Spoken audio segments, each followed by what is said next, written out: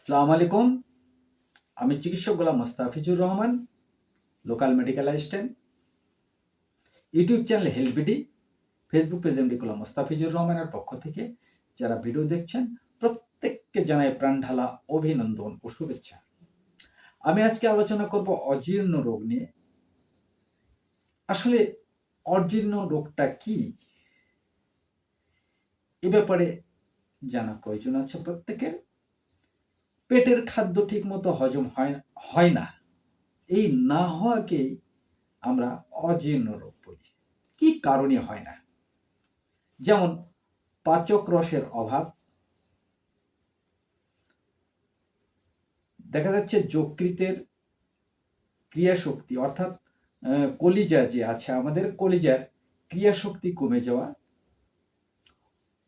যারা অনিয়মিত নেশা করে তাদের মধ্যে এটা বেশি দেখা যায়। এখন লক্ষণগুলি কেমন হয়?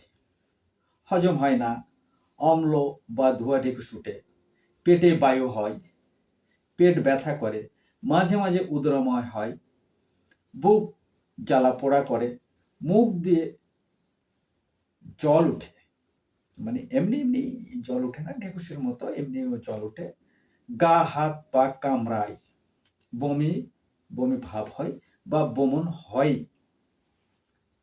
ইহা দুই প্রকার। কি অজীর্ণ রোগ? দুই প্রকার। একটা হলো তরুণ অজীর্ণ, আর আরেকটা কি পুরাতন বা প্রাচীন অজীর্ণ। এখন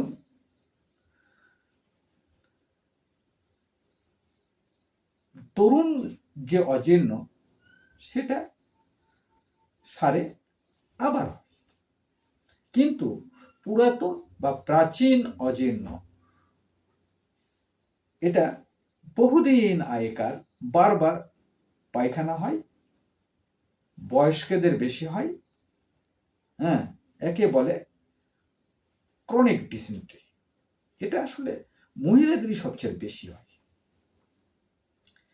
এর জন্য আপনারা অবশ্যই একজন ভালো চিকিৎসক মনোনীত করবেন, অভিজ্ঞ চিকিৎসক, এবং তার কাছে যাবেন, গিয়ে আপনার সমদয় জানাবেন।